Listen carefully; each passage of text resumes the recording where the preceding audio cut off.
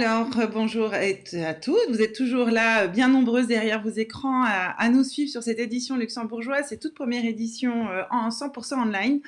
Et nous sommes ravis du succès que cela suscite auprès de vous, puisque vous êtes quand même très nombreuses à nous suivre et à prendre des rendez-vous qui sont gratuits. Il faut profiter de cet événement pour avoir des rendez-vous gratuits avec tous nos partenaires qu'on remercie une fois de plus de nous avoir suivis, de nous avoir fait confiance et d'être présente aujourd'hui, d'être présent pardon, ce jeudi et ce vendredi sur cette édition luxembourgeoise. Et donc, parmi tous ces partenaires, nous avons aujourd'hui Anne-Claire Delval que nous accueillons. Et bonjour Anne-Claire. Bonjour. Alors attendez un petit instant. Voilà, là on vous voit mieux. Je vous mettais Vous m'aviez floutée. voilà les vignettes un peu mieux sur sur l'application. Voilà. Ah, Parce qu'on fait tout, hein. On est à la régie et en même temps on vous introduit. Donc merci d'être avec nous. Vous êtes la fondatrice de Deep et vous allez nous parler, nous inviter à à laisser l'intuition et le sort nous guider et fertiliser notre projet. Donc c'est exactement. très intéressant, ça suscite beaucoup de questions. En tout cas, voilà, très curieuse de savoir ce que vous allez nous dire.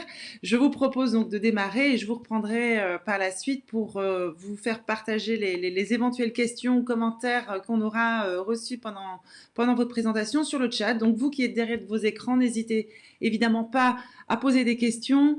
Alors il y a un tout petit décalage par rapport au temps réel, donc entre nous, on attendra un petit peu aussi pour voilà, prendre vos questions, mais n'hésitez pas à laisser des questions, des commentaires et surtout à inviter des personnes de votre entourage à venir nous rejoindre, à venir se connecter sur le salon parce que voilà, vous y trouvez certainement de l'intérêt et n'hésitez pas à le partager à d'autres femmes qui pourraient en avoir besoin aujourd'hui. Merci encore Anne-Claire d'être avec nous et donc je vous laisse la parole et je vous dis à tout de suite. Merci beaucoup. Oui, j'imagine que beaucoup de femmes sont là et c'est le moment en ce moment. Alors je dirais Alea jacta est. C'est ce qu'avait prononcé ou aurait prononcé Julie. Ce qui est intéressant, c'est que cette expression a pris un sens différent, celui du risque pris par quelqu'un qui précipite les choses pour changer sa vie. Et je suppose que, puisque vous êtes sur ce salon, vous en êtes là, vous en êtes à précipiter des choses pour changer votre vie. Alors, comme insatiable curieuse que je suis, d'ailleurs, je me suis autoproclamée experte en la matière, je me demandais si ce qui vous a poussé à participer à ce salon, ce qui vous a poussé à prendre les chemins que vous avez empruntés jusqu'ici et à changer de direction. Dans le chat, comme ça pourra nous donner une piste aux uns et aux autres. Et qu'est-ce qui, au fond, s'est manifesté pour que vous enclenchiez ce processus, pour que vous vous mettiez en mouvement? C'est ça qui est passionnant. C'est le parcours atypique que j'ai, les différentes facettes de mes différentes casquettes m'ont appris une chose. Il n'y a pas une bonne réponse ni une bonne formule. Et d'ailleurs, je jongle joyeusement entre la sophrologie, l'écriture, qui est mon premier métier, la créativité au sens large, parce que c'est pas restreint à une forme d'art. Choisir sa tenue le matin est un acte créatif. Donc toutes ces choses pour bousculer un peu les codes, s'interroger autrement, et puis sortir des autoroutes de la pensée rationnelle. Alors la sophrologie m'a amenée et nous amène, quand on la pratique, alors il n'y a pas qu'elle, ça peut être la méditation ou d'autres techniques, mais en tout cas à cette conscience que nous sommes dotés d'une intelligence corporelle, d'une intelligence émotionnelle, d'une intelligence intuitive, et que notre mental, notre rationalité finalement est là pour nous aider à construire nos rêves. Donc pour mettre les projets que vous êtes en train de mettre en route en réalisables, pour les rendre réalisables. Mais si elle orchestre, elle n'est pas toute seule à bord, cette intelligence rationnelle. Et on a un peu tendance à lui donner trop d'espace. Or, le cœur, le corps, le cerveau peuvent cohabiter. Notre mental, en règle générale, assure la survie, notre cœur, notre épanouissement, et notre corps le matérialise. Donc chacun a un rôle à jouer. Et aujourd'hui, j'ai envie de vous titiller et de vous aider à faire un pas de côté, de prendre un peu de recul ou de hauteur, comme vous voulez, poser un regard différent sur vos démarches, sur tout ce que vous aurez appris ou ce que vous allez apprendre au cours de ces 2 jours de salon. Comment faire un business plan, comment fonder votre entreprise, quelle forme choisir, quelle option pour votre formation et que sais-je, en invitant votre sixième sens sur le plateau. Ce sixième sens, eh bien, c'est votre intuition. Vous savez, ce truc un peu impalpable, indomptable, qui fait quand même de plus en plus couler d'encre. Vous allez trouver sur le net des blogs comme Welcome to the Jungle, histoire d'intuition, des livres, des revues. Céline Bouraille a aussi consacré un TEDx en 2018, elle l'avait intitulé « Faites confiance à votre intuition ». Cette intuition, elle fait l'objet de nombreuses recherches scientifiques. Parce qu'effectivement, selon les chercheurs, nous avons deux systèmes de pensée distincts. L'un qui sollicite notre cerveau inconscient et qui va privilégier ce mode intuitif, et l'autre qui actionne sa partie consciente avec un mode de pensée analytique. Le premier est beaucoup plus rapide parce qu'il prend en compte toutes nos expériences passées, alors que le second est beaucoup plus lent et demande beaucoup plus d'efforts, ce qui explique que parfois on se sente fatigué à réfléchir, à chercher, à ne pas trouver.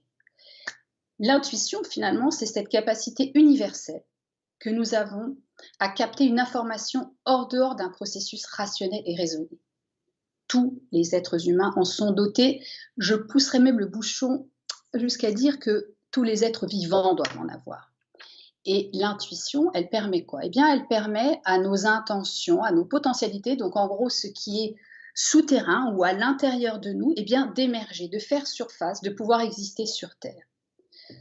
Alors, ce qui est marrant, c'est que, évidemment, dans notre monde rationnel, il faut toujours qu'on explique tout. Et du coup, certaines des facettes de l'intuition vont trouver une explication rationnelle, mais d'autres restent encore très mystérieuses. Pourtant, j'avais envie de vous faire part d'une étude qui a été faite dans les années 90, fin des années 90, par deux neurologues, Antonio Damasio et Antoine Béchard. Ils ont fait une expérience étonnante. Ils ont placé un jeu de cartes sur une table et les sujets qui étaient invités à faire cette expérience devaient retourner ces cartes les unes après les autres. Et certaines cartes faisaient gagner de l'argent et d'autres en perdre, mais sans qu'on puisse savoir à l'avance, sans déterminer à l'avance quelle carte était gagnante ou perdante. Et lorsqu'ils ont mesuré le système nerveux, ils ont découvert que celui-ci s'affolait avant que le participant ne tire la carte perdante. Des résultats qui suggèrent donc que l'inconscient dirige notre comportement avant même que la connaissance consciente ne le fasse. Et cette expérience qui a été renouvelée un certain nombre de fois dans d'autres conditions a systématiquement produit les mêmes résultats. Donc oui, soyons contents, nous avons une forme de sixième sens. Et d'ailleurs, dans le cadre qui nous importe en ce moment, qui vous importe du travail, de l'entreprise, eh bien, de grands inconnus comme Bill Gates, Steve Jobs, Richard Branson ou Estée Lauder affichent ouvertement la place de l'intuition dans leur prise de décision. Et ce qui est assez paradoxal, c'est que jadis, j'ai du mal à prononcer son nom, Parikh de la Harvard Business School, avait dévoilé que 80% des managers attribuaient le succès de leurs affaires à l'intuition, mais que seulement, et encore on parle aux États-Unis, seulement 50% étaient prêts à le reconnaître publiquement. Alors en Europe, c'est encore moins. Mais finalement, dans ce monde perfusé au numérique, à la data, aux chiffres, quelle est la place de notre intuition? Parce que finalement, cette intuition, il faut bien savoir une chose, c'est qu'elle se manifeste constamment. Mais que simplement, comme on est complètement dans un brouhaha mental, dans une infobésité, dans des sollicitations constantes, elle a du mal à se faufiler et nous, on a du mal à l'entendre. En plus, notre cerveau lâche difficilement son besoin de certitude. Il va nous faire trépigner d'impatience, perdre notre concentration tant qu'on n'a pas résolu un problème. On a déjà tous vécu ce sentiment qu'on veut tout faire pour donner un sens cohérent à quelque chose, à une expérience. Et finalement, la nouveauté et l'incertitude stressent le cerveau. Il va falloir donc le mettre un peu au repos, le coco, pour permettre à cette voix intérieure de se faufiler et de se faire entendre surtout. Alors comment est-ce qu'on va faire? Eh bien, je vais vous proposer justement de vivre une petite expérience. Donc, je vous invite à prendre un papier, des crayons, si vous en avez. Alors, si vous n'en avez pas, vous avez tout de même le droit de jouer. Et comme de toute façon, cette vidéo est disponible, sera diffusée, n'hésitez pas à la partager, n'hésitez pas à faire venir des gens qui seraient éventuellement intéressés pour faire cette petite expérience tous ensemble. Venez jouer. Et vous pourrez donc la refaire si vous n'avez pas le matériel nécessaire. iPhone ou autre smartphone peut servir aussi, mais l'intérêt du papier et du crayon est différent. Alors, comment est-ce qu'on va faire? Eh bien, il faut savoir que pour travailler, entre guillemets, j'aime pas ce mot-là, mais plutôt pour dévoiler, pour aller cultiver cette intuition, on peut s'entraîner avec des exercices très simples qui peuvent simplement être, vous allez dans une soirée, bon en ce moment c'est un peu compliqué, alors je vais prendre un autre exemple, vous allez chercher votre courrier dans la boîte aux lettres. Avant d'ouvrir, essayez de deviner ce qu'il y a dans votre boîte aux lettres. Des prospectus, des factures, une carte de vœux, ou bien quand votre téléphone sonne, bah, regardez pas tout de suite et puis essayez de vous demander qui m'appelle. Voilà, ça c'est des petites choses. Mais là aujourd'hui, on va commencer par se mettre dans un état de conscience un petit peu modifié, parce que ce soit en sophrologie ou dans d'autres techniques, on utilise ça pour aller titiller et réveiller un peu cette intuition. Ces états de conscience, en fait, on les traverse tous, on les a quotidiennement. Quand? Alors, au réveil, le matin ou le soir, quand vous couchez, vous savez, le moment où vous flottez un petit peu. Lorsque vous conduisez, puis que tout à coup vous vous dites: «Ah, j'ai fait tout le trajet, mais je ne sais plus d'où je viens». Quand vous prenez votre douche et d'un seul coup vous vous mettez à chanter, vous êtes en train de vous promener en forêt ou vous êtes en train de bêcher dans votre jardin, enfin, ou de faire du sport, tous ces espèces de petits temps suspendus de flânerie cérébrale, eh bien, c'est dans ces moments-là que vont surgir des idées brillantes, des solutions à des problèmes qui vous tracassent depuis un moment.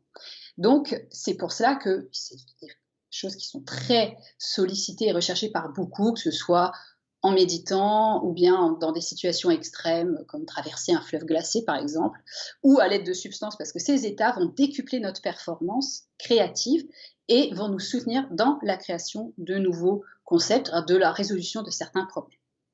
Et donc aujourd'hui, on va plonger un petit peu comme ça, et puis je vais vous inviter à la technique, la méthode qu'on appelle le photolangage.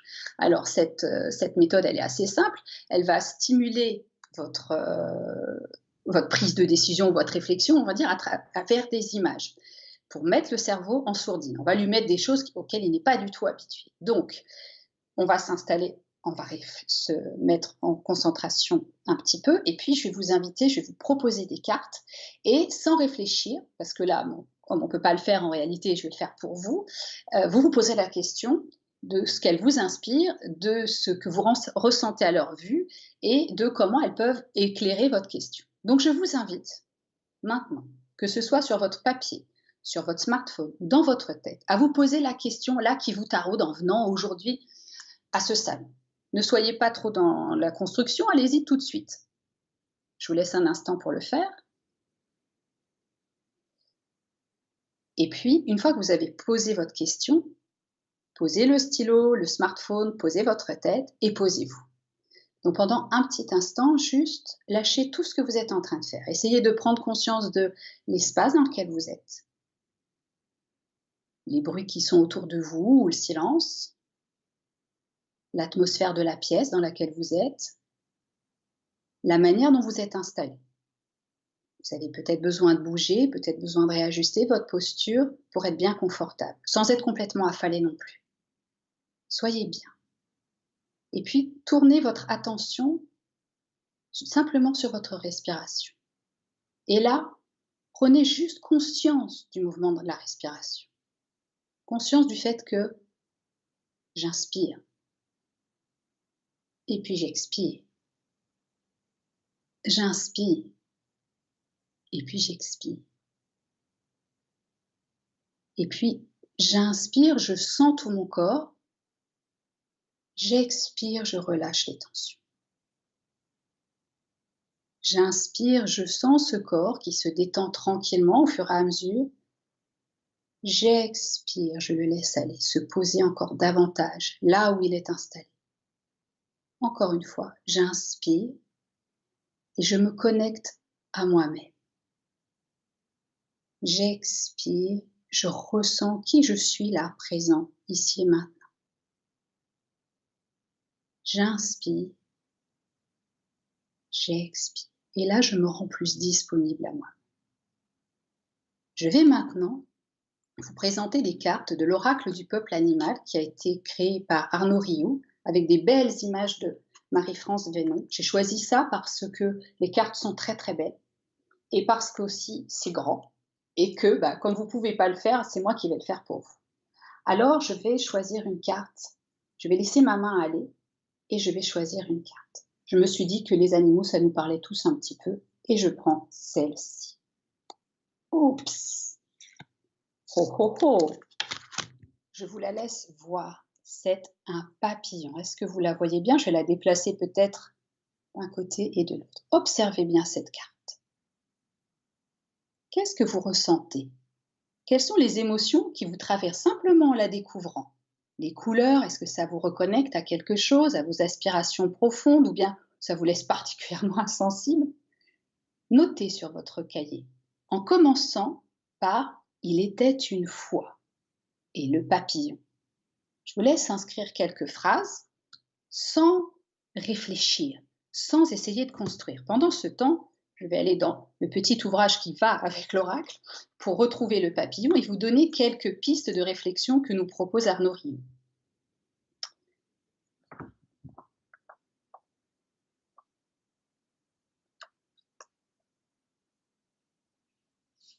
Alors voilà déjà les mots-clés qui nous suggèrent la transformation, la métamorphose, le changement. On y est, le déménagement, l'enfance. Ah, et oui, on n'est pas arrivé là par hasard. L'image, la beauté, la fragilité. Je vous le remets, la couleur, l'âme, l'immortalité, l'amour, la légèreté, la résurrection. Alors je vous livre 2-3 mots pour contribuer à votre réflexion non mentale, je le répète. Le papillon est l'incarnation de la métamorphose, de la transformation, de la légèreté, de la beauté réalisée.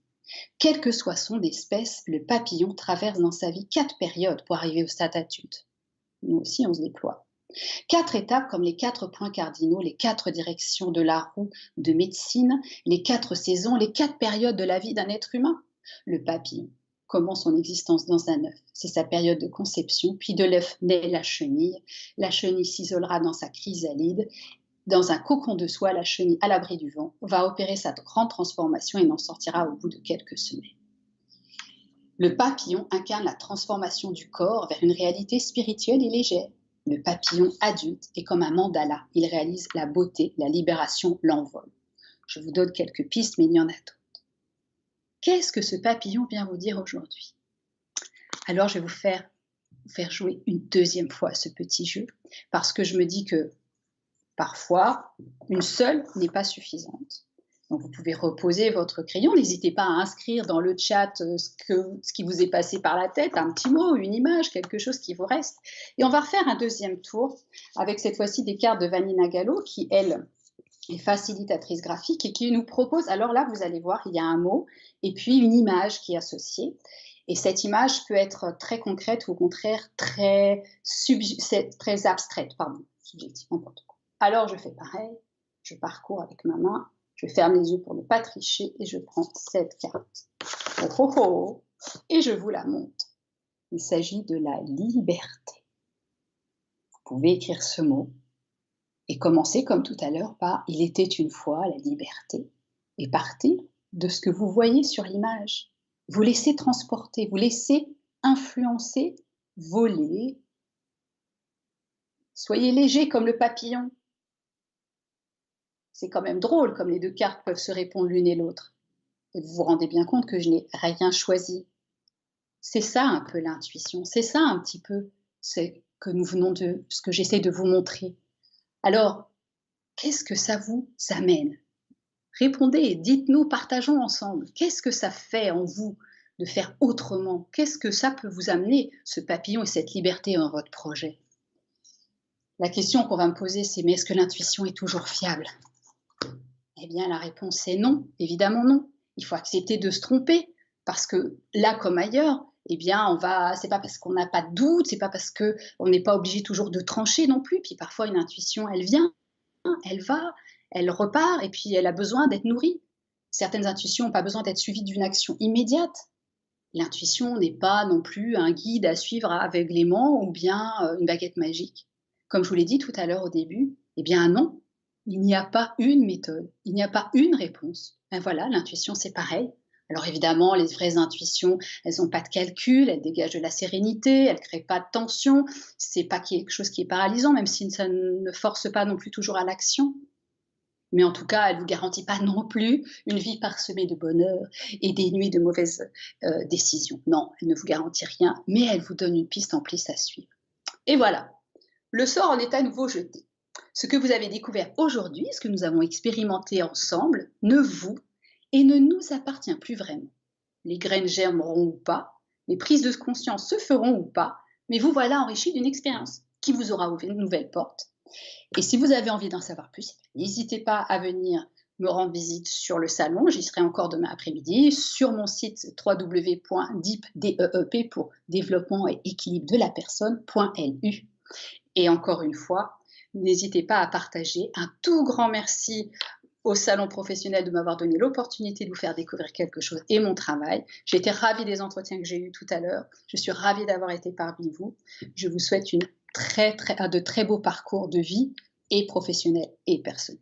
Merci beaucoup. Ah, merci infiniment Anne-Claire pour... Je ne vous entends pas. Ah, Ah, vous ne m'entendez pas. Et pourquoi? Là, vous m'entendez. voilà, je vous entends. Vous m'entendez. Le miracle. Le miracle de la technologie. Il suffit miracle de cliquer sur un bouton. bonjour. Je voulais vous remercier pour cet échange et cette expérience que l'on a vécue à distance et qui, à mon avis, a dû parler à plusieurs d'entre nous. En tout cas, c'était un beau moment de partage, même si c'était chacun chez soi. Voilà, il y a Patricia qui vous remercie. Merci Anne-Claire, à point exactement. Vous avez pas mal de merci, hein. Annabella qui vous remercie aussi, Anne-Marie qui vous remercie, d'ailleurs qui aimerait prendre rendez-vous avec vous. Et donc on a une question pour vous, c'est de savoir si vous avez d'autres créneaux disponibles parce qu'apparemment ça s'est bien rempli. D'accord. Bah, écoutez, j'aurai des créneaux un peu demain. Je ne sais pas si on peut les mettre de manière Si vous avez la spécifique. main, vous avez la main sur la disponibilité. D'accord, alors je vais aller ligne. mettre des créneaux en plus. Donc si vous pouvez rajouter des créneaux, du coup je pense qu'il y aura des personnes qui seront ravies de pouvoir vous Et je retrouver. serai ravie aussi. Voilà, donc il y a Nathalie aussi qui vous remercie pour ce cheminement. Il y a Victoire qui vous remercie, qui dit surprenant et intéressant. Et alors au tout début, vous aviez interpellé un peu l'audience en demandant pourquoi les personnes étaient là et nous suivaient aujourd'hui. Vous avez Massitan et Doumbia, je suis désolée si j'écorche les prénoms. Et les noms, c'est donc elle est là pour mettre du sens dans sa vie. Il y a Anne-Marie qui partage et qui disait qu'elle a eu son premier petit garçon et puis elle a découvert la pleine conscience. Et suite à quoi, elle a quitté sa petite cage dorée, comme elle dit, pour lancer sa propre activité. Merci Anne-Marie de ce partage. Il y a également Virginie qui a répondu en disant qu'elle voulait, elle est aujourd'hui avec nous parce qu'elle souhaite arrêter de suivre vouloir de suivre toute son énergie pour une grosse société, mais plutôt pour soi, de revenir à l'essentiel. Et je pense que beaucoup d'entre nous sont dans cette démarche de revenir à l'essentiel, s'écouter un petit peu plus certainement. Cette société qui nous a montré qu'on pouvait, qui est peut-être un peu malade. Ah, on parle de pandémie. Et donc, voilà. Merci en tout cas pour ce moment très intéressant, très introspectif aussi. Et qui nous fait revenir qui nous encourage à écouter un petit peu ce qui se dit à l'intérieur de nous pour aussi nous faire confiance. Merci beaucoup. Il y a encore des merci qui arrivent sur les commentaires. Donc c'était super. En tout cas, c'est une petite cage dorée avec le papillon. Moi, je trouve que c'est juste génial, quoi. Comme synchronicité, c'est extraordinaire. C'est tout à fait. Et je vous dis à toutes, franchement, croyez en vous, c'est certain. Le sens viendra de vous, de personne d'autre. Et ce qu'on traverse comme maladie, c'est juste le moment de créer du nouveau, pas de recréer, de créer. Alors allons-y, c'est le moment. On a plein d'opportunités qui vont nous être offertes demain. Même si pour l'instant, on se sent encore dans une petite cage, pas très dorée, mais une petite cage. C'est sûr, j'en suis parfaitement convaincue moi-même aussi, mais le meilleur reste devant nous, est à venir et il faut gardons l'énergie. Voilà, il faut la transmettre. Et donc, merci Anne-Claire pour ce moment. J'espère que vous allez avoir beaucoup de retours aussi de votre côté. Merci de nous avoir fait confiance sur cette première édition. Réciproquement. Bonne continuation, à bientôt. À bientôt, merci beaucoup. Au revoir.